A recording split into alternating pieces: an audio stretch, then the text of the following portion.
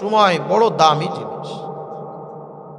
আমিও কুরআনুল কারীমের ছোট্ট একটা সূরা তেলাওয়াত করেছি, যেই সূরাটার নাম হলো সূরাতুল আসর, যেই সূরাটার নাম হলো সময়। আমরা যে যাই করি না কেন আমাদের সময়ের একটা মূল্য আছে না নাই? সকলে বলেন আছে না নাই? সময়ের একটা মূল্য আছে। যে যাই করি যার যার অবস্থান অনুযায়ী সময়কে আমরা বড় মূল্য দিই। আর এই সময়ের কসম করে আল্লাহ পাক রব্বুল আলামিন একটা সূরা নাজিল করেছেন যে বান্দা তোমাদেরকে আমি দুনিয়ার জমিনের ভিতরে পাঠাইলাম, এই দুনিয়ার মধ্যে একটা সময় নির্ধারণ করে দিলাম। এমন একটা সময় আমি নির্ধারণ করেছি যেই সময়টা আমি ছাড়া আর কেউ বলতে পারে না কতদিন এই দুনিয়ার জমিনের ভিতরে আমি আপনি বেঁচে থাকব। এই দুনিয়ার জমিনে আমাকে আপনাকে কতদিন থাকতে হবে আমরা কেউ জানি না। তবে আল্লাহ পাক রব্বুল আলামিন নির্দিষ্ট একটা সময় দিয়ে এই দুনিয়ার জমিনে আমাকে প্রেরণ করেছেন। আর আল্লাহ পাক রব্বুল আলামিন ডাক দিয়ে বলে, বান্দা এই সময়টাকে যদি তুমি মূল্য না দাও, এই সময়টাকে যদি তোমরা হেলাই খেলাই অন্যদিকে কাটিয়ে দাও, যখন আখিরাতের সময় হয়ে যাবে, কবরের সময় চলে আসবে, তখন তোমার এই দুনিয়ার সময় যদি একটা সেকেন্ড চাও আমি আল্লাহ তা কোনোদিন দিব না। এই জন্যে সময় থাকতে নিজের বুঝ নিজে বুঝা। সময় চলে গেলে বুঝলে কোনো ফায়দা হবে না। সময় চলে গেলে এই বুঝ কোনোদিন আমার কাজে আসবে না। একটা মানুষের কিছুটা সময় থাকে, এক একটা সময়ে এক একটা কাজের একটা নিয়ম নীতি থাকে। অর্থাৎ একটা মানুষ যখন পৃথিবীর জমিনের ভিতরে জন্ম নেয়, মায়ের গর্ভের থেকে যখন দুনিয়ার জমিনের ভিতরে আগমন করে 5-7 বছর পর্যন্ত তার সময় থাকে হেসে খেলে বেড়ানো, দুনিয়ার জমিনে ভিতরে শুধু দৌড়াদৌড়ি করা। না ভালো মতো কথা বলতে পারে, না ভালো কিছু বুঝতে পারে। ওর সামনে ভালো মন্দ দুইটাই সমান। ওর কাছে টাকার কোনো মূল্য নাই, ওর কাছে শুধু একটাই মূল্য, সেটা হলো খেলাধুলা করা। জোরে বলেন কথা ঠিক কি ঠিক না? ছোট্ট একটা বাচ্চার হাতে যদি আপনি 1000 টাকার নোট দিয়ে দেন, দেখবেন ও ছিঁড়ে গালের ভিতরে দেওয়া শুরু করছে। কথা বলেন ঠিক কি ঠিক না? ও তো কিচ্ছুই বোঝে না। ওই সময়টা তার হলো খেলাধুলার সময়। হামাগুড়ি দিয়ে চলে আস্তে আস্তে যখন হাঁটা শুরু করে, তখন দেখবেন ও হাঁটতে হাঁটতে কই যাও নিজের টের পায় না। অনেক সময় পানির ভিতরে পড়ে যায়, আগুনের ভিতরেও পড়ে যায়। রাস্তায় দৌড়ায় চলে যাচ্ছে, দেখতেছে গাড়ি আসতেছে, তারপরেও দেখবেন ওর ওদিকে কোনো খেয়াল নাই, কারণ ও মজা পাচ্ছে, আনন্দ পাচ্ছে। ওই সময়টায় আল্লাহ তাআলা তার জন্য ওই রকম ভাবে সৃষ্টি করেছে। দেখবেন ছোট্ট ছোট্ট বাচ্চারা পানি দেখলে বড় আনন্দ পায়। কথা ঠিক না? পানি দেখলে হাসে খেলে বেড়ায়। বিরাট পুকুরের মধ্যে দেখবেন ছোট্ট ছোট্ট বাচ্চারা পড়ে মরে যায়। অনেক সময় এরকম অনেক নিউজ আমাদের চোখের সামনে দেখতে পাই। ও যদি জানতো এই পানির ভিতরে গেলে আমি ডুবে মরে যাব, তাহলে কোনোদিন ওই পানির ধারে কাছেও পর্যন্ত যেত না। জোরে জোরে কোন কথা ঠিক কি ঠিক না? এরপরে তার একটা সময় আসে, যেই সময়টা হলো কৈশোর। এই কৈশোরের সময় ওই বান্দার যেখান যাকাওয়াতকে আল্লাহ পাক রব্বুল আলামিন একটা খোলাসা করে দেন। এই সময়টা বান্দার, এই সময়টা লেখাপড়া করে নিজেকে শিক্ষিত করে গড়ে তোলার সময়। এই সময়টাকে যখন ছেলে বা মেয়েকে যদি মাদ্রাসায় বা স্কুলে দেন, ওই সময়টা যেই ব্রেনের ভিতরে যেটা ঢুকবে ওইটা মৌতের আগ পর্যন্ত কোনোদিন ভুলবে না। জোরে বলেন কথা ঠিক কি ঠিক না? এখানে যারা আছে যুবকের সংখ্যা কম, মুরব্বীর সংখ্যা বেশি। আপনারা বলতে পারবেন ছোট্টকালে আগে এইরকম বড় বড় মাদ্রাসা ছিল না। আমরা ছোট্টকালে দেখেছি এই পুরা শালিকা থানার ভিতরে হাতে গোনা 2-1টা মাদ্রাসা, তার মধ্যে এই ছয়গড়িয়া, বিভিন্ন সময় প্রথম ছিল ছয়গড়িয়া নুরানি মাদ্রাসা নামে। কথা ঠিক না? ছয়গড়িয়া নুরানি মাদ্রাসা। এরপরে নাম হলো আশরাফুল মাদারিস। এরপরে হুজুরের খুলনার মাদ্রাসার সাথে নাম মিলিয়ে একসাথে বড়র সাথে ছোটর নামটা মিলিয়ে দিয়ে মারকাজুল উলুম সৈগরিয়া। অনেক বড় বড় ছাত্র, বড় বড় আলেম যারা এই সৈগরিয়ার থেকে হাতে খড়ি দিয়েছে, এই অঞ্চলে যারা আলেম হয়েছে তারা হয় সৈগরিয়ার সরাসরি ছাত্র, নতুবা এখানের ছাত্রের ছাত্র। কথা বলেন ঠিক কি ঠিক না? ওই সময় আমাদের এলাকার ভিতরে নোয়াখালীর কিছু মৌলবী আসতো, মৌলবী ছিল, প্রত্যেকটা এলাকায় আছে। তারা এত বড় আলেম না, মুফতি না, মুহাদ্দিস না। ওই সময় লাল কায়দা পড়ানো হতো না, সে পারা পড়াইতে লম্বা একটা বই পড়ছেন না মুরব্বী আপনারা? হ্যাঁ, কিরকম আলিফ বা তাসা পড়াতো, আলিফ বে তে সে, এইভাবে পড়ানো হতো। কি কথা ঠিক না? এখন মুরব্বী যারা আছে আপনাদেরকে যদি আমি ওই লাল কায়দা ধরায় দিই, দেখবেন আপনারা আলিফ বে তে সেই পড়তেছে। যতই বলা হয় আলিফ বা তাসা হবে, দেখবেন 2-3 বার কবে, তারপর আবার আলিফ বে তে সে। কেন? ওই ছোট্ট কালে আলিফ বে তে সে পড়েছি, এখন ওইটাই মনে আছে। কথা ঠিক কিনা? ছোট্ট কালে যেটা ধরে দেওয়া হয় মৌতের আগ পর্যন্ত ওইটা ধরে রাখে।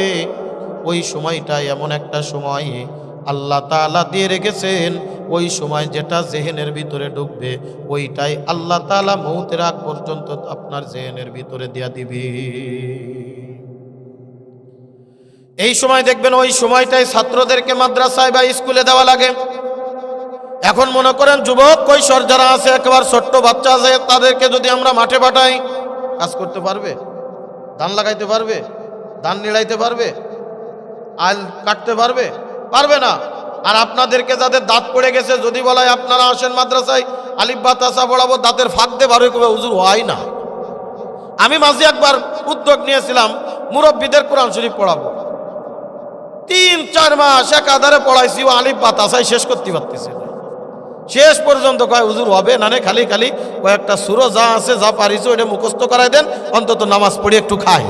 কথা কারণ ঠিক কি ঠিক না? এমন সময়, এই সময়ে কিন্তু আপনি যতই চেষ্টা করেন আসলে এই সময় ব্রেনে ওইটার ধরবে। এরপরে দেখবেন যৌবনকাল আসবে, এই যৌবনকালের মেধা আরো প্রখর হইতে থাকে। ডাক্তার হয়, ইঞ্জিনিয়ার হয়, বড় বড় ডিগ্রি অর্জন করে, ডক্টরেট অর্জন করে মাওলানা হয়, মুফতি হয়, মুহাদ্দিস হয়। আল্লাহ পাক রব্বুল আলামিন জেহেনের ভিতরে একটা ধার দিয়ে দেয়। এরপরে আস্তে আস্তে যখন বৃদ্ধ হয়ে যায়, এই বৃদ্ধ মানুষদের বরকত আল্লাহ তাআলা আলাদা করে আরো দিয়ে রাখেন।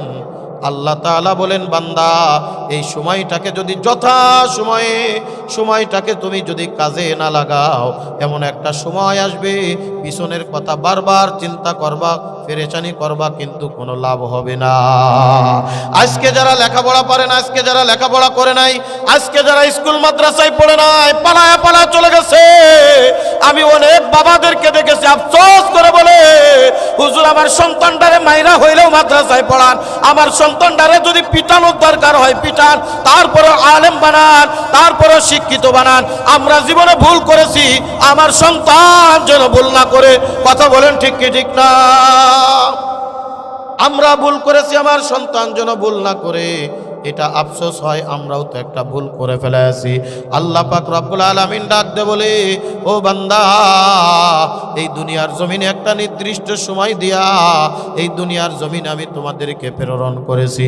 এই সময়টা যখন পার হয়ে যাবে, এই সময়টার কথা যতই তুমি চিন্তা করো, সময় মতো যদি সোজা না হও, পরবর্তীতে সোজা হয়ে কোনো লাভ হবে না।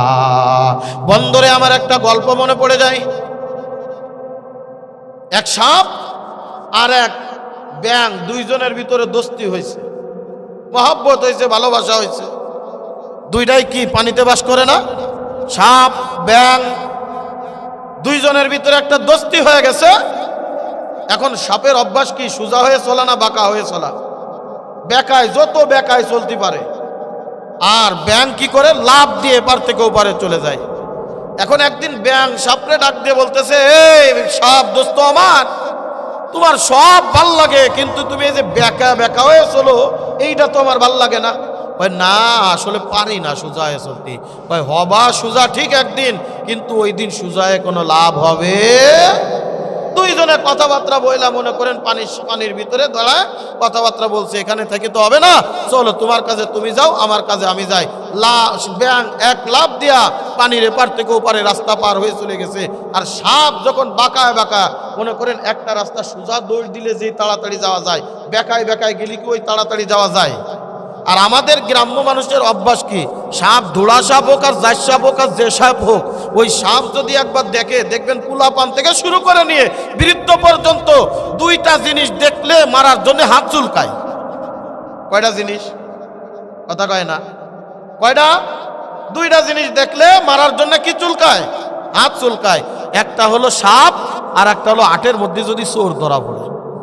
বুড়ো আটতে পারে না, ল্যাংড়ায় ল্যাংড়ায় চলে, লাঠি ভর দিয়ে দিয়ে চলে, আটের মধ্যে একটা চোর ধরা পড়েছে, দেখবেন ও এক গুঁতো মেরে কয় হক আদায় করলাম। 50 বছর আগে 10 টাকা হারায় গেছে, তাও ওর পরে সাটাইয়া দেয়, কয় তুই নিছিলি মনে হয়। কথা কন ঠিক কি ঠিক না? আটের ভিতরে যদি কোনোভাবে একটা চোর ধরা পড়ে যায়, দেখবেন ও মারতে মারতে আগ মরা করে ফেলায় দেয়। বুড়া মানুষ চলতে পারে না, তারপরে একটা গোতা দেয়। আর দেখবেন রাস্তায় যদি একটা সাপ বেঁধে যায়, দুড়া সাপ, যে কোনোদিন পেয়াসু করে না, ফুসো করে না, যে কোনোদিন কামড়ায়ও না, কিছুই করে না, মায়েরা দেখবেন ছোট্টকালের একটা অভ্যাস, মায়েরা টান টান করে সোজা করে রাস্তার উপরে শোয়া রাখে। কি বান কথা ঠিক কিনা? মায়ের টান টান করে শোয়া রাখছে। সাপের অভ্যাস তো বেকায় চলা, বেকায় যাইতে যাইতে একেবারে মানুষ একটা পাইতে গেছে, লাঠি একটা ভাঙ্গে এক বাড়ি দিয়ে মাইরে ফেলে টান টান করে সোজা করে রেখে দেছে। ওই ব্যাং তার কাজ সেরে যখন আসে, আইসা দেখে দোস্ত সোজা হয়ে পড়ে আছে কেন? এ না বলছিল সোজা হইতে পারে না, এ বলছিল আমি বাঁকায় বাঁকায় চলতে অভ্যস্ত, আমি তো সোজা হইতে পারি না। কানের কাছে গিয়া ডাক দিয়ে কয় দোস্ত তুই না কইছিলি সোজা হইতে পারস না? ডাক দিয়ে কয় না রে,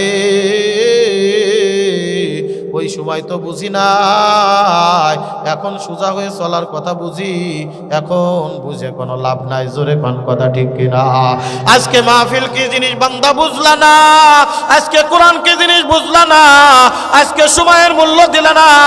আজরাইল যদি জানটা কবজ করে নিয়ে যায়, ওই অন্ধকার কবরে যদি ধরা খায়া যাও, ওই অন্ধকার কবরে যা বলবো আল্লাহ রব্বানা আখিরনা, ও রব্বুল আলামিন আমার এই অল্প একটু সময় দাও, আমি অল্প একটু দুনিয়ার ভিতরে যাব, যা কিছু ছিল সব আল্লাহর রাস্তায় দান করব, নামাজ পড়ব, ইবাদত করব, বন্দেগী করব, তোমারও ছাড়বো না, তোমার ইবাদত ছাড়বো না, সব তোমার কাজ করব, খারাপ কাজ করব না, সুদ খাবো না, ঘুষ খাবো না, হারাম কাজ করব না। আল্লাহ তাআলা ডাক দেব, ও বান্দারে, এই দুনিয়ার জমিনে 50-60 বছর আমি তোরে দিলাম, এই দুনিয়ার জমিনে কত সময় দিলাম না বান্দা, তোরে কত সতর্ক করেছিল। ওই মার্কাজুল উলুম মাদ্রাসার উস্তাদেরা এসেছিল, কত সতর্ক করেছে, প্রত্যেক বছরে বছরে মাহফিল দিছে, কত সতর্ক করেছে না, তুই সতর্ক শুনিস নাই, ওই সময়টারে তুই মূল্য দিস নাই। মনে করছিস মাহফিলে যে কি হবে, মনে করছিস মাদ্রাসায় যে কি হবে। বান্দা মসজিদের মুয়াজ্জিন প্রতিদিন তোমার ডাকতেছে, হাইয়া আলাস সালাহ, হাইয়া আলাল ফালাহ, আয় বান্দা আয় নামাজের দিকে আয়, আয় বান্দা আয় কামিয়াবির দিকে আয়। বান্দা তুমি সময়ের মূল্য দাও নাই, বান্দা তুমি নামাজে আসো নাই, বান্দা তুমি ইবাদত বন্দেগী করো নাই, বান্দা তুমি দুনিয়ার নাজ নিয়ামতের ভিতরে পাগল ছিলা। আজকে তোমার বুঝে আসছে এই সময় কোনোদিন ফিরে আসবে না। কথা বলেন ঠিক কি ঠিক না? আজকে যদি গান বাজনার আয়োজন করা হয়, হাজার হাজার লোক, কথা বলেন ঠিক কি ঠিক না? কিন্তু মাহফিল আমাদের এই যশোর মাগুরা ঝিনাইদহ অঞ্চলের ভিতরে দেখতেছি মাহফিলের লোক সংখ্যা একেবারেই কম। কিন্তু এই যে আমি গত একটা সপ্তাহ আমি উত্তরবঙ্গে সফর করলাম, পঞ্চগড়, কুড়িগ্রাম, রংপুর, গাইবান্ধা দিয়া 5টা জেলায় উত্তরবঙ্গে প্রচণ্ড শীত, রাত 1টা-2টা পর্যন্ত হাজার হাজার মানুষ কোরআনের মাহফিলের জন্য অপেক্ষা করে। আমি আজকে বড় হতাশ হয়ে গেলাম, অল্প কিছু লোক না বুঝ নাই, আরে বুঝ তো ওই দিন আসবে যেদিন বুঝ আইসে কোনো লাভ হবে না। বন্ধুরে আমার গভীর মনোযোগ, আল্লাহ পাক রব্বুল আলামিন ডাক দিয়ে বলেন, ওয়াল আসরি ইন্নাল ইনসানা লাফি খুসর। আল্লাহ পাক রব্বুল আলামিন সময়ের কসম করছেন, এ দুনিয়ার মানুষ, তোমরা যে সময়টারে বড় মূল্য দাও, যে যে কাজ করুক না কেন সময়টাকে বড় মূল্য দেয়, দেখবেন কোন মানুষের কাছে যদি বলা হয়, ভাই তুমি কালকে কেন আসছিলে না, দেখবেন বলবে হুজুর সময় ছিল না। করোনায় বলে সময় নাই। আল্লাহ ডাক দিয়ে বলেন, বান্দা তুমি যে সময়টারে বড় মূল্য দিলা,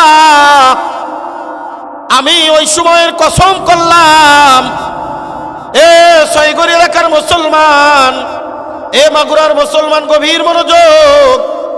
একটা কথার জন্য কখন কসম দেওয়া হয়, কখন কসম দেওয়া হয়, বলে যেই কথাটা অতি মূল্যবান গুরুত্বপূর্ণ, বোঝানোর জন্য মানুষ মাঝে মধ্যে কসম করে। অর্থাৎ আমি যেই কথা বলতেছি সব কথা কিন্তু ভালো, কিন্তু আমি এখন যে কথাটা বলবো এই কথাটা অনেক বড় গুরুত্বপূর্ণ কথা। এই কারণে বলে আল্লাহর কসম, শোন আমি যেটা বলতেছি কোনো মিথ্যা না। জোরে কোন কথা ঠিক কি ঠিক না? এই জন্য দেখবেন কেউ যদি কোনো কথা বলে, কয় তুই কসম কর, আল্লাহর নামে কসম কর। তার মানে কসম করলে আমরা বুঝি কি, যে কথার ভিতরে কোনো কি নাই, ভেজাল নাই, মিথ্যা নাই। কথা বলেন ঠিক কি ঠিক না? আমি আপনাদের কাছে প্রশ্ন করি, কোরআনের সমস্ত কথা গুরুত্বপূর্ণ নাকি অগুরুত্বপূর্ণ? সব কথাগুলোই গুরুত্বপূর্ণ, কিন্তু আল্লাহ তাআলা মাঝে মধ্যে কোরআনুল কারীমের বিভিন্ন জায়গায় বিভিন্ন জিনিসের কসম করেছেন। তার মানে বুঝাইতে চেয়েছেন, বান্দা আমি কোরআনের ভিতরে যত কথা বলেছি সব গুরুত্বপূর্ণ ঠিক, কিন্তু এখানে কসম করলাম, তার মানে হলো এই কথাটা সব থেকে বেশি গুরুত্বপূর্ণ। অনেক কথা না মানতে পারো, কিন্তু এই কথাগুলো কখনোই তোমরা ফেলায়া দিবে না। আল্লাহ তাআলা তাহলে কত বড় গুরুত্বপূর্ণ কথা বলতে চাচ্ছেন যে আল্লাহ নিজেই কসম করতেছেন, ওয়াল আসর, সময়ের কসম। ইন্নাল ইনসানা লাফি খুসর। আল্লাহ পাক রব্বুল আলামিন বলে, দুনিয়ার মানুষ শুনো, এই দুনিয়ার মধ্যে যত মানব জাতি আছে, এই দুনিয়ার মধ্যে যত মানুষকে আমি সৃষ্টি করেছি, অর্থাৎ এই ইনসান বলার কারণে মুসলমান, হিন্দু, বৌদ্ধ, খ্রিস্টান, যত জাতি আছে, যত ধর্ম আছে, ধর্ম বর্ণ নির্বিশেষে সমস্ত মানুষদেরকে আল্লাহ তাআলা ডাকতে বলেন, দুনিয়ার মানুষ তোমরা সবাই ক্ষতিগ্রস্ত, কেউ ক্ষতির থেকে বাঁচতে পারবে না।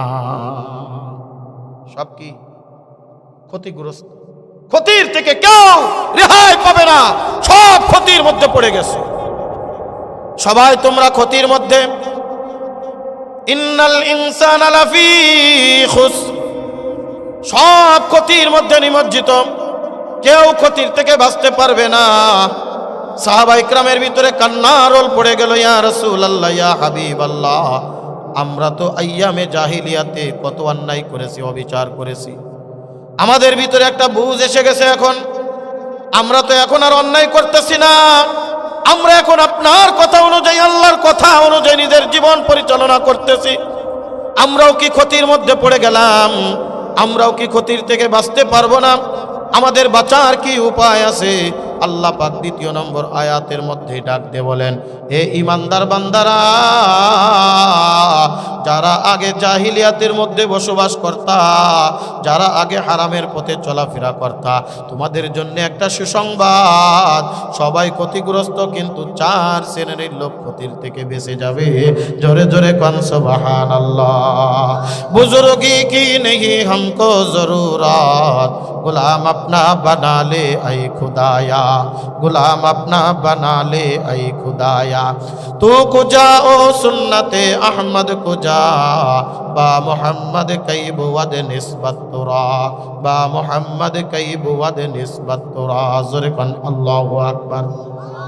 কষ্ট হচ্ছে আপনাদের? অতি সংক্ষিপ্ত আকারে কথাগুলি বলে যাব। আমাদের ক্ষতির থেকে বাঁচার দরকার আছে না নাই, নাকি আমাদের ক্ষতির ভিতরে পড়ে থাকতে হবে? এ মাগুরার মুসলমান, গভীর মনোযোগ। এই ক্ষতির ভিতরে যদি পড়া যায় দুনিয়াও বরবাদ আখিরাতও বরবাদ। এই দুনিয়াও শান্তি পাবে না, আখিরাতের ভিতরেও শান্তি পাবে না। এই ক্ষতির থেকে আমাদের সময়কে বাঁচতে হবে, এই ক্ষতির থেকে আমাদের পরিত্রাণ পেতে হবে। ক্ষতির থেকে কেমন করে বাঁচবো? আল্লাহ তাআলা ডাক দিয়ে বলে 4 শ্রেণীর লোক ক্ষতির থেকে বেঁচে যাবে। সবাই ক্ষতিগ্রস্ত বলে দিলাম, তবে 4টা গুণ যাদের ভিতরে থাকবে এই দুনিয়ার জমিনের মধ্যে তারা ক্ষতির থেকে বেঁচে যাবে। আমি আল্লাহ বলে দিলাম না না না, এই 4টা গুণ যদি অর্জন করতে পারো তোমরা ক্ষতিগ্রস্ত হয়ে যাবে না। একেবারে সংক্ষিপ্ত আকারে বলবো, যেহেতু সময় কম, রাত অতি দীর্ঘায়িত করা হবে না। আল্লাহ পাক রব্বুল আলামিন বলেন 1 নম্বরে ইল্লাল্লাযীনা আমানু ওয়া আমিলুস সালিহাত। ক্ষতির থেকে বেঁচে যাবে তারা যারা আল্লাহর দরবারে ঈমান এনেছে। ক্ষতির থেকে বাঁচবে কারা? ঈমানদার যারা। বলেন ক্ষতির থেকে বেঁচে যাবে কারা? আবার বলেন ক্ষতির থেকে বেঁচে যাবে কারা? ঈমানদার যারা। ইল্লাল্লাযীনা আমানু, যারা ঈমানদার, যারা আল্লাহর উপরে ঈমান এনেছে। আল্লাহ পাক রব্বুল আলামিন ডাক দিয়ে বলে বান্দা তোমরা যদি আমি আল্লাহর উপরে ঈমান আনতে পারো, খাঁটি ঈমানদার হয়ে যেতে পারো, আল্লাহ পাক রব্বুল আলামিন ডাক দিয়ে বলে বান্দা আমি আল্লাহ বলে দিলাম তোমরা ক্ষতির থেকে বেঁচে যাবে। এইবার আপনাদের জানা দরকার ঈমানদার কারা। কি দরকার আছে না নাই? আমি যদি প্রশ্ন করি ঈমানদার কারা, দেখবেন হাতের সাথে পাউসও করবে আমি ঈমানদার। যে লোকটা ফজরের নামাজ না পড়ে সকাল 8টার সময় উঠে বিরাজ করতে করতে চার দোকানে এসে ডাক দিয়ে পায়, আরে মিয়া নামাজ না পড়লে কে ঈমান ঠিক আছে? ঈমান কথা ঠিক কিনা? এ আছে না নাই? নামাজ নাই, কালাম নাই, ইবাদত নাই, বন্দেগি নাই, দেখবেন ওদের ঈমান পাথরের মতো শক্ত, ওদের ঈমান পাহাড়ের মতো মজবুত, ওদের ঈমান কোনো কাজেই ছয় না। এক লোক নতুন মনে করেন মুসলমান হয়েছে, মুসলমান হওয়ার পরে বিপদ আপদ বালা মুসিবত যাচ্ছে না, এখন পিসেবের কাছে দৌড়ে চলে আসে, পিসব মুসলমান হলাম, আপনার কাছ থেকে বিপদ আপদ বালা মুসিবত যাচ্ছে না। বলে বিপদ আপদ বালা মুসিবত থেকে মুক্তি যদি পেতে চাও তাহলে আল্লাহর কুদরতি বে সেজদায় লুটিয়ে পড়ো, নামাজে দণ্ডায়মান হয়ে যাও। নামাজ পড়ে কিন্তু তাও যায় না। এখন হুজুর ডাক দেখেছে নামাজ পড়ো কি রে? ভাই এইভাবে কয় এর আগে কিছু করো না? না, নামাজের আগে যে ওযু করে পবিত্র হতে হয়, ওই যে আপনি 10 বছর আগে করাই দিছিলেন ওই ওযু নাই? ভাই আপনার ওযু ভেঙে যাবে এরকম দুনিয়াতে আছে কিছু? এ কলিজার টুকরা বাজান,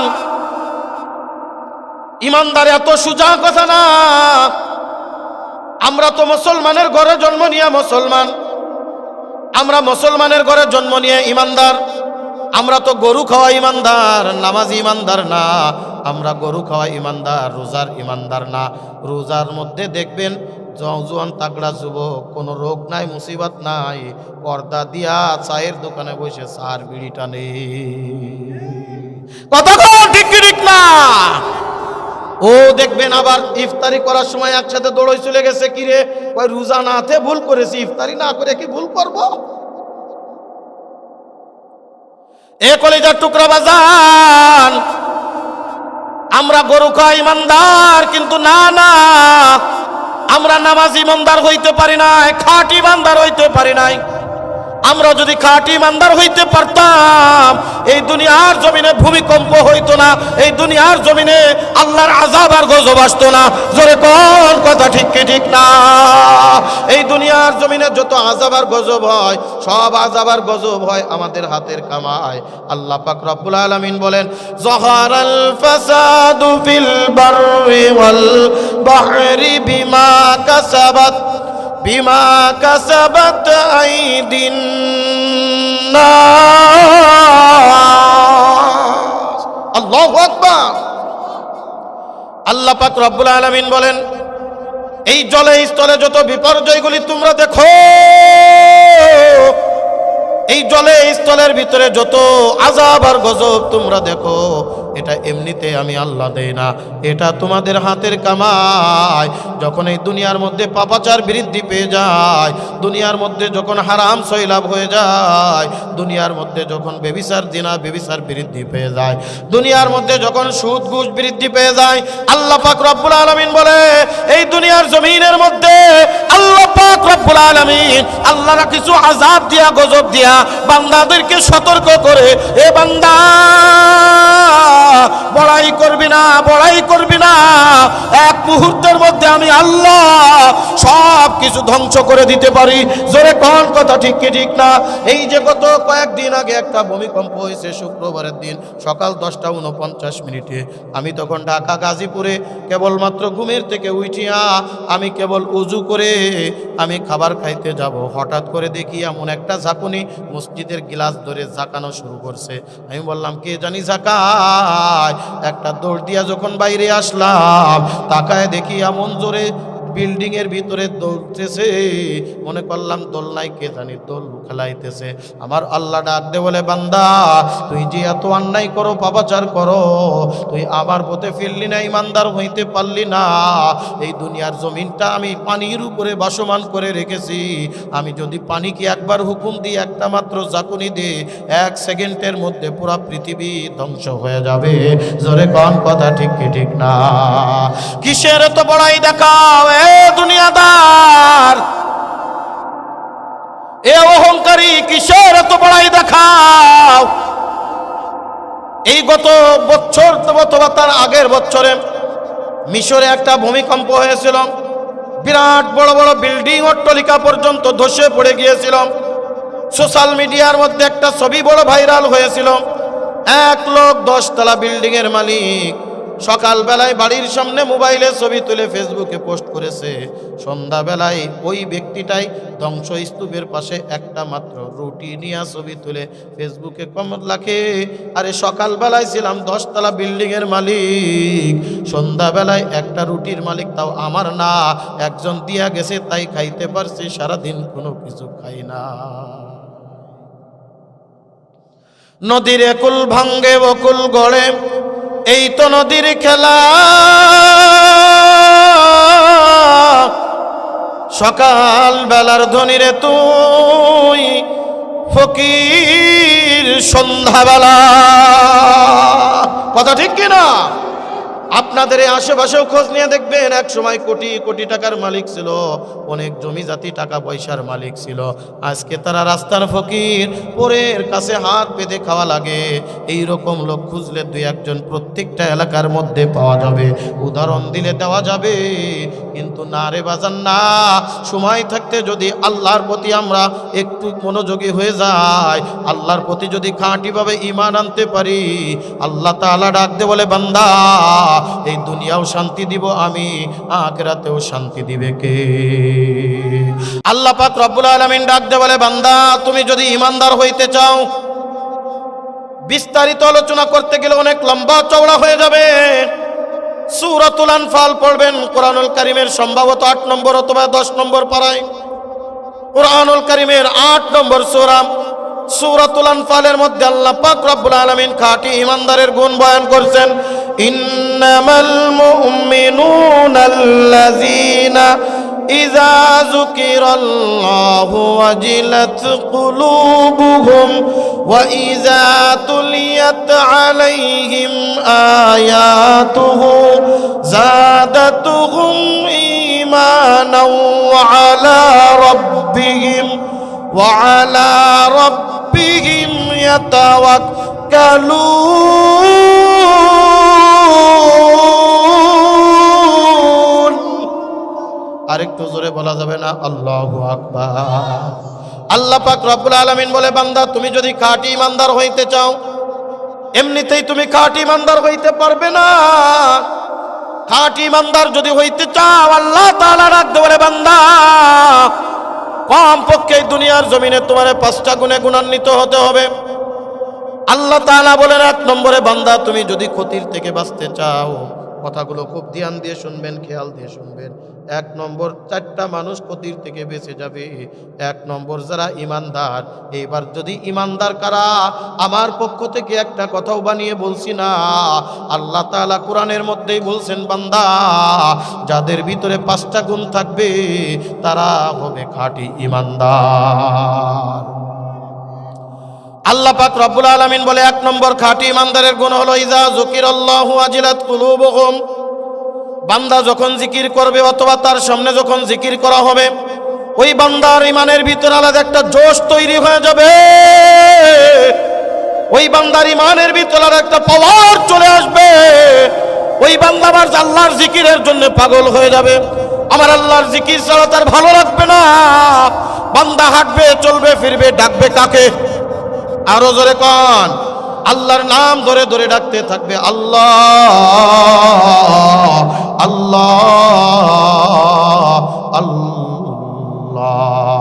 বান্দা যত বেশি আমার আল্লাহরে ডাকবে, বান্দার অন্তরের ভিতরে আলাদা একটা মজা চলে আসবে। বান্দা তুমি যদি জিকিরের ভিতরে মজা না পাও, তুমি ইমানদার দাবি করতে পারো, ইমানদার হতে পারবা না। দোস্তরা আমার বিস্তারিত আলোচনা করার সময় নাই। 2 নম্বর, আল্লাহ পাক রব্বুল আলামিন বলেন, ওয়া ইযা তুলিয়াত আলাইহিম আয়াতুহু যাদাতুহুম ঈমানা। বান্দা যখন কোরআন তেলাওয়াত করবে অথবা তার সামনে যখন কোরআন তেলাওয়াত করা হবে, বান্দার ইমানের ভিতরে পাওয়ার বেড়ে যাবে। কোরআন তেলাওয়াত ছাড়া তার ভালো লাগবে না। যখন কোরআনের মাহফিল হবে, বান্দা ঘরে বসে থাকতে পারবে না। বান্দা কম্বলের বুকে লাথি মেরে কোরআনের আলোচনার মজলিসে চলে আসবে। বান্দা কোরআন তেলাওয়াত করলে মজা পেয়ে যাবে, কারণ এই কোরআন দুনিয়ার কোনো মানুষের কথা না। এই কোরআন কার কথা? জোরে কর। এই কোরআনকে বলা হয় কালামুল্লাহ, আল্লাহর কালাম। আল্লাহর কালাম যখন বান্দা পড়বে, এই বান্দা আলাদা একটা মজা পেয়ে যাবে।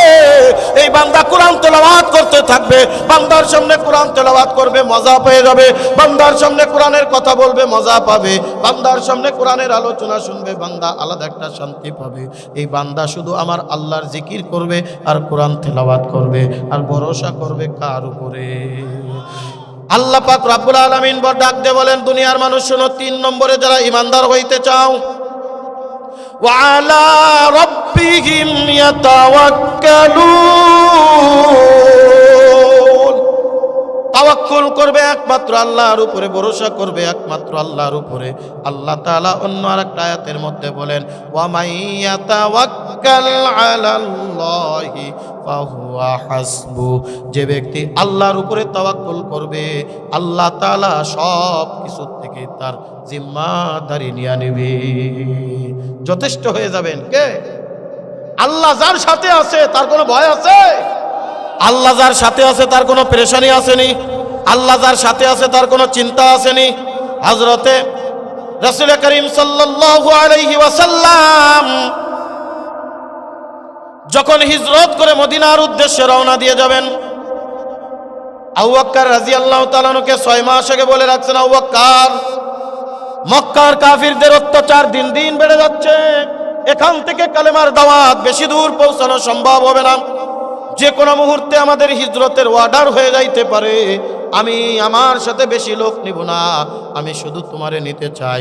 তুমি আমার ছোট্টকালের বন্ধু, তুমি আমার কাছের মানুষ, তোমারে আমার সফর সঙ্গী হিসেবে রাখবো, প্রস্তুতি নিয়ে নিও।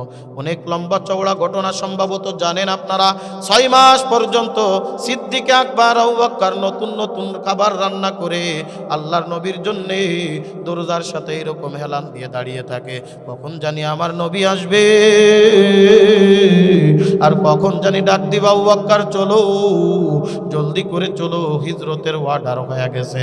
6 মাস পরে আমার নবী যখন আবু বকরের দরজায় কারাঘাত করে, আবু বকর সাথে সাথে আবু বকর দরজা খুলে দিছে, ডাক দিয়ে বলে, লাব্বাইক ইয়া রাসূলুল্লাহ, লাব্বাইক ইয়া হাবিবাল্লাহ।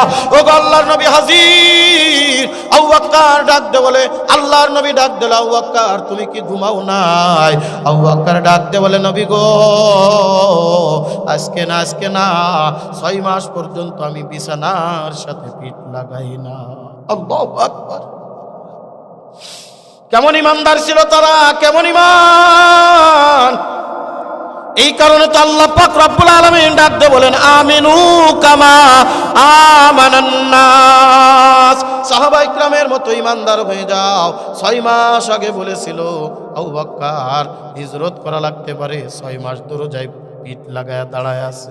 ডাক দিয়ে বলে, হুজুর তাই না, প্রতিদিন রাত্রে রুটি দেখেন, রুটির থেকেও গরম ভাব উঠে, তরকারি থেকেও গরম ভাব উঠে। আমার বিবি প্রতিদিন নতুন করে তরকারি রান্ধে আর খাবার রান্না করিয়া দেয়। এই যে আমি টুপলার ভিতরে রাখছি, চলেন ইয়া রাসূলুল্লাহ, জলদি করে চলেন। অনেক লম্বা চওড়া ইতিহাস রে বাজান। আল্লাহর নবী চইলা গেলেন, আল্লাহর নবী হিজরত করতে যাচ্ছেন, গারে সাওয়ারের মধ্যে বৈশাখ। তাকায় দেখে পিছন থেকে কাফেরেরা ধরার জন্য রেডি হয়ে আছে। আল্লাহর নবী গুহার ভিতরে আশ্রয় নিলেন। অনেক লম্বা চওড়া ঘটনা, অনেক লম্বা চওড়া ইতিহাস। হযরত আবু বকর ডাক দিয়ে বলেন, ইয়া রাসূলুল্লাহ, ইয়া হাবিবাল্লাহ, আপনি আগে যাবেন না, আমি আগে যাব। দেখি গুহাটা একটু পুরাতন গুহা মনে হয়, সাপ পোকামাকড় থাকতে পারে, প্রয়োজনে আমাকে দংশন করুক, আপনার গায়ে একটু আঘাত লাগবে, আমি আবু বকর সহ্য করতে পারবো না। আমি আবু বকরের জীবন আপনার জন্য কুরবান করে দিলাম, আমি আবু বকরের জীবন আপনার জন্য ওয়াকফ করে দেওয়া হয়ে গেছে। আবু বকর গেলেন, গুহাটা পরিষ্কার পরিচ্ছন্ন করে ফেললেন। অনেক লম্বা চওড়া ঘটনা। আল্লাহর নবী ক্লান্ত অবস্থায় এরকম রানের উপরে, আবু বকরের রানের উপরে মাথা দিয়া আল্লাহর নবী শুয়ে পড়ছে, চোখটা বন্ধ করে ফেলছে। আল্লাহর নবীর চোখে একটু ঘুম চলে আসছে। আবু বকর তাকায় দেখে উপর থেকে মানুষের পায়ের আওয়াজ পাওয়া যাইতেছে। ওরাকা ইবনে নওফেল সহ কয়েকজন লোক প্রায় খুঁজে ফেলাইছিল, তালাশ করে ফেলেছিল। সবাই বলা বলি করতেছে, এই গুহার ভিতরে কিনা নবী আশ্রয় নিছে। আবু বকর প্রথম বড্ড ভয় পেয়ে গেছে, না জানি ধরা খেয়ে যায়। আমরা তো এখন অসহায় নিরুপায়, এই অবস্থায় যদি তার সৈন্য ধরে ফেলে, আমাদের কোনো নিস্তার নাই, আমাদেরকে হত্যা করে দিবে। মক্কার অলিতে গলিতে ঘোষণা করে দেওয়া হয়েছে, মুহাম্মদ নাই, মুহাম্মদ চলে গেছে। যে ব্যক্তি মুহাম্মদকে জিন্দা অথবা মুর্দা আনতে পারবে, 100 মক্কার আরবের সব থেকে দামি ঘোড়া তাকে উপহার দেওয়া হবে। ওরাকা ইবনে নওফেল খোঁজ করে তলাশ করে প্রায় পেয়ে গিয়েছে। আল্লাহ রাসূল তো গভীর ঘুমে আচ্ছন্ন। আবু বকর চোখের পাতা বুঝবে ঠিক এই সময় মানুষের পায়ের আওয়াজ যখন পেয়ে গেছে, আল্লাহর নবী সাহাবী আবু বকর ভয় পেয়ে গেছেন, দুরু দুরু কণ্ঠে ডাক দিচ্ছেন, হাতে আঙ্গুল দিয়া এইরকম মাথার ভিতরে চুলটা বিলি করে দিচ্ছে। কথায় কথা চলে আসলো, আল্লাহর নবী সারা জীবন তিনি 3 প্রকার চুল রেখেছেন, জুম্মা, লিম্মা, ওয়াফরা। 3টাই হলো বাবরি, আর বাবরি রাখাই হলো সুন্নাত। যেই বাবরি ছিল আজকের মাহফিলের সভাপতি আমাদের উস্তাদে মুহতারাম আল্লামা মুফতি গোলাম রহমান সাহেব দামাত বারকাতুহুম, যার বাবরি দেখে আমি নিজে বাবরি রাখার একটা আগ্রহ তৈরি হয়েছিল। ওই ইফতার বছরে হুজুরের কাছে পারমিশন নিলাম, হুজুর একটু বাবরি রাখবো। ভাই আমার বাবরি না, বাবরি রেখেছিলেন মুহাম্মাদুর রাসূলুল্লাহ সাল্লাল্লাহু আলাইহি ওয়াসাল্লাম। জোরে কান আল্লাহু আকবার। কান বাবরি, ঘাড় বাবরি, গর্দান বাবরি, ভাবনা। বর্তমান পোলাপানের চুল তো বর্তমান ফ্যাশন, কি কথা ঠিক না?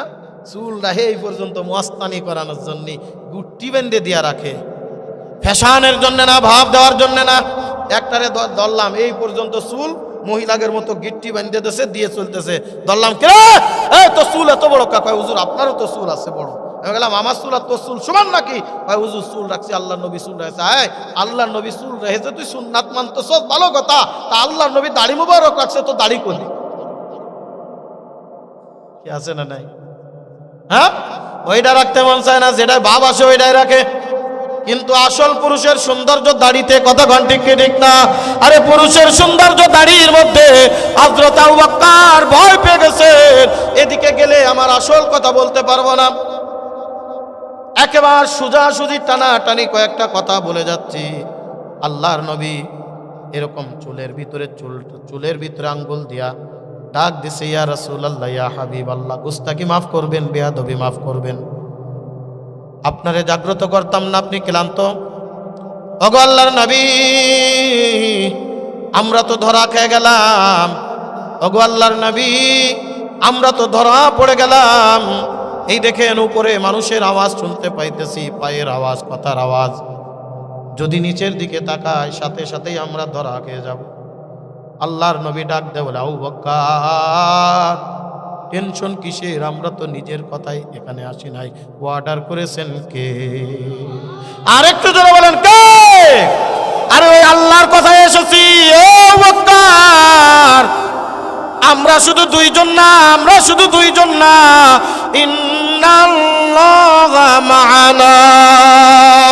আবু বকর রে, আল্লাহ তাআলা আমাদের সাথে আছে, আর আল্লাহ তার যার সাথে আছে তার কোনো চিন্তা নাই। লা তাহজান, কোনো পেরেশানি করবা না, চিন্তা করবা না। আল্লাহ যদি সাথে থাকে দুনিয়ার কোনো মানুষ বিন্দু মাত্র তোমার ক্ষতি করতে পারবে না। কথা বলেন ঠিক কি ঠিক না? এ ছয়গড়িয়ার মুসলমান, এ মাগুরার মুসলমান, এ কলিজার টুকরা যুবক, এই জন্য কার সাথে সম্পর্ক করব, কার সাথে মহব্বত করব, কার উপরে তাওয়াক্কুল করব? তাওয়াক্কুল করব আল্লাহর উপরে, ভরসা করব আল্লাহর। আমার আল্লাহ তাআলা ডাকতে বলেন, ওয়া মাইয়াতাওয়াক্কাল আলাল্লাহি ফাহুয়া হাসবু। আমার উপরে যারা ভরসা করে তাদের জন্য আমি আল্লাহ যথেষ্ট হয়ে যাই। একবার যদি আমি আল্লাহ কারুর দিকে নজর দিয়ে দিই, আরে বান্দা তুমি যতই চেষ্টা করবা ওই বান্দারে কোনোদিন নিচেই নামাইতে পারবা না। ওয়া তুইজ্জু মান তাশাউ ওয়া তুযিল্লু মান তাশাউ বিয়াদিকাল খায়র।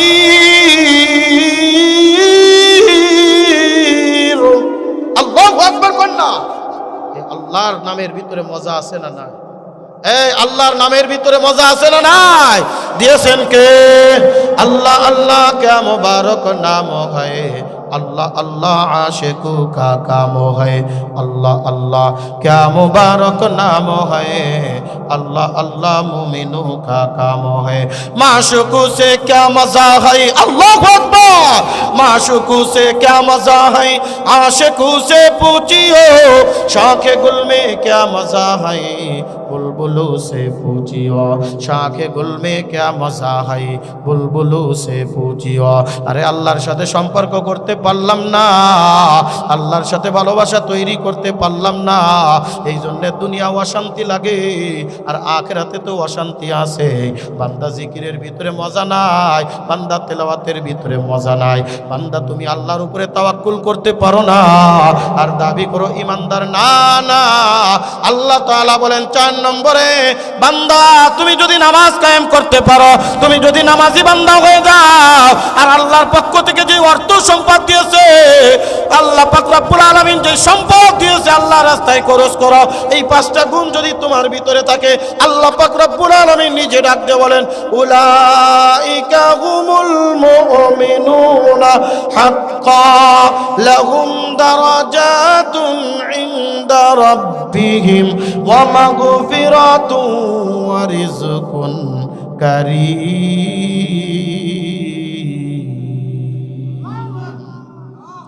আমার কথা নাই, কথাটা কার?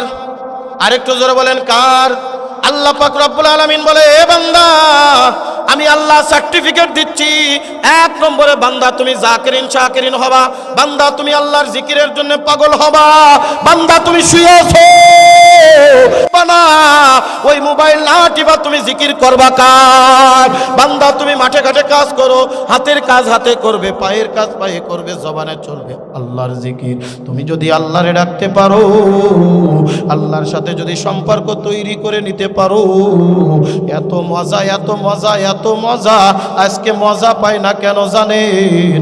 আল্লাহর সাথে আমার সম্পর্ক নাই। আরে মজা পেয়েছিলেন হযরতে বেলাল, মজা পেয়েছিলেন হযরতে সুমাইয়া, মজা পেয়েছিলেন হযরতে খাব্বাব, মজা পেয়েছিলেন হযরতে আবু যর গিফারি রাদিয়াল্লাহু তাআলা আনহুম। এ কলিজার টুকরা বাজার, মারতে মারতে পিঠের চামড়া খসে ফেলা দেয়। প্রত্যেকটা আঘাতে আঘাতে বেতের ছড়ি দিয়ে আঘাত করে, প্রত্যেকটা আঘাতে আঘাতে পিঠের চামড়া উঠে উঠে আসতেছে। আর বেলাল ডাকতেছে আহাদ আহাদ আহাদ। আজকে আমার মাওলার ডাকে স্মরণ নাই, আজকে আমি আল্লাহরে ডাকতে পারি না, আজকে আমি জিকির করি না, আজকে আমি আল্লাহরে ডাকি না। এ বান্দা, আজকে জিকির করলে তোমারে কেউ মারে না, আরো তোমারে মানুষ সম্মান করে, তারপরেও তুমি আল্লাহরে ডাকো না। এদিকে মার খায় আর ডাকে আহাদ আহাদ আহাদ। এত মজা পেয়েছে রে বান্দা, আমার আল্লাহর জন্য জীবন পর্যন্ত কুরবানি করে দেয়। সুমাইয়াকে বর্ষার আঘাত দিয়া লজ্জা স্থানে আঘাত করে শহীদ করে দিছে। সুমাইয়া ডাক দে বলে, আল্লাহ, আপনার সাথে সম্পর্ক তৈরি ছিল না এতদিন বুঝি না, আপনার জন্য আমি জীবন দিয়া দিব, আপনি আমারে তুমি কবুল করে নিও। ওগো আল্লাহ, আমারে তুমি মাহরুম করিয়া দিও না, আসিয়ার মতো কবুল করিও, ফাতেমার মতো কবুল করিও। আল্লাহ পাক রব্বুল আলামিন ডাক দে বলে, ও জিবরিল জলদি করে যাও, আমার সুমাইয়া দুনিয়ার থেকে বিদায় নেওয়ার আগে আমার সুমাইয়ার সামনে জান্নাতের বালাখানা কইলা দে। আমার সুমাইয়া যেন জান্নাত দেখতে দেখতে দুনিয়ার থেকে বিদায় দিয়া যায়। জোরে জোরে কান সুবহানাল্লাহ। জান্নাত ও দোজখ से या रब क्या करो, आरज़ू है मैं तुझे देखा करो, आरज़ू है मैं तुझे देखा करो। हूरे गलमन जैसे नेमत है ये तू, उससे नेमत दीदारे खुदा ये तू, उससे नेमत दीदारे खुदा ये तू, उससे नेमत दीदारे खुदा ये तू। আল্লাহর দিদার চাই কি চাই না? বলেন আল্লাহর সাথে সাক্ষাৎ চাই কি চাই না? এ কলিজার টুকরা বাজান, আমি আর আপনাদেরকে কষ্ট দিব না, আমি আর আপনাদেরকে কষ্ট দিতে চাই না। আল্লাহর সাথে সম্পর্ক তৈরি করো।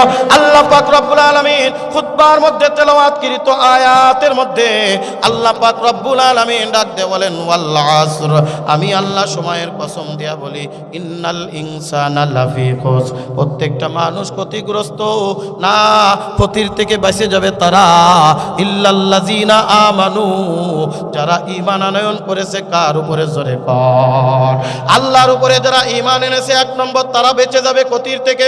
আমরা ক্ষতির থেকে বাঁচতে চাই কি চাই না? এই কথা বলেন, চাই কি চাই না? কেমন ইমানদার, কেমন ইমানদার? যেটা বললাম 5 গুণওয়ালা ইমানদার। জোরে কোন কয় গুণ? 5 গুণওয়ালা ইমানদার। এক নম্বরে জিকির করব কার? দ্বিতীয় নম্বর তেলাওয়াত করব কোরআন, নিজে পড়ব, অন্যকে পড়াবো। এই যে ছয়গড়িয়া মার্কাজুল উলুম মাদ্রাসা, এখানে আমার ছাত্র দিব, সন্তান দিব, সন্তান না থাকলে নাতিপুতি, যদি তাও না থাকে অন্তত পক্ষে পাশের বাড়ির একটারে ধরবেন, এই তুই মাদ্রাসায় দিস টাকা, বলে টাকার অভাবে তো পড়াইতে পারি না, বলে কয় টাকা লাগবে যা, আমি মুফতি আব্দুল্লাহ ইয়াহিয়ারে বলে দিচ্ছি, আমি মুফতি গোলাম রহমান সাহেবরে বলে দিচ্ছি, আমি মাদ্রাসার মহতমিম হিসেবে বলে দিচ্ছি, যা ভর্তির জন্য 1000 লাগবে, 500 লাগবে, যা লাগবে আমি দিয়ে দিবানে, যা মাদ্রাসায় চলে যা। আমার সন্তানরা আমি কোরআন তেলাওয়াত শিখাইতে পারি নাই, একটা ছাত্রের জিম্মাদারি নিয়ে নিবে, যা কোরআন তেলাওয়াত কর, আমার জন্য দোয়া করবি। আল্লাহর নবী বলেন, মান করা আল কুরআনা ফাস্তাযহারাহু ফাআহাল্লা হালালাহু ওয়া হাররামা হারামাহু আদখালাহুল্লাহুল জান্নাহ ওয়া শাফাআহু ফি 10 মিন আহলি বাইতিহি কুল্লুহুম ক্বাদ ওয়াজাবাত লাহুন নার। জোরে জোরে কান আল্লাহু আকবার। এই কোরআন তেলাওয়াত যারা করে, কোরআনের উপরে নিজের জীবন পরিচালনা করে, এ বান্দা, যেদিন মা তার সন্তানের পরিচয় দিবে না, সন্তান তার মায়ের পরিচয় দিবে না, বন্ধু তার বন্ধুর পরিচয় দিবে না, ভাই তার ভাইয়ের পরিচয় দিবে না, স্ত্রী তার স্বামীর পরিচয় দিবে না, স্বামী তার স্ত্রীর পরিচয় দিবে না, সব যার যার মতো ইয়া নাফসি করতে থাকবে। এই যারা মাদ্রাসায় তালেবে ইলম, হাফেজে কোরআন আলেম, এরা আল্লাহর দরবারে দাঁড়ায় যাইবে। আল্লাহ রাখতে বলবেন, আদখালাহুল্লাহুল জান্নাহ, যা বান্দা আমি তোরে জান্নাত দিয়ে দিলাম। ওই ছাত্র ডাক দিয়ে বলবেন, না আল্লাহ না, আমি একা জান্নাতে যাইতে পারবো না, আমি এই যে কোরআন পড়া শিখছি, আমি তো শিখতে পারি নাই, আমার জন্য কত মানুষ মেহনত করেছে। এই ছয়গড়িয়া মার্কাজুল উলুম মাদ্রাসায় বিভিন্ন সময় বিভিন্ন জিনিস দিয়ে সহযোগিতা করেছে।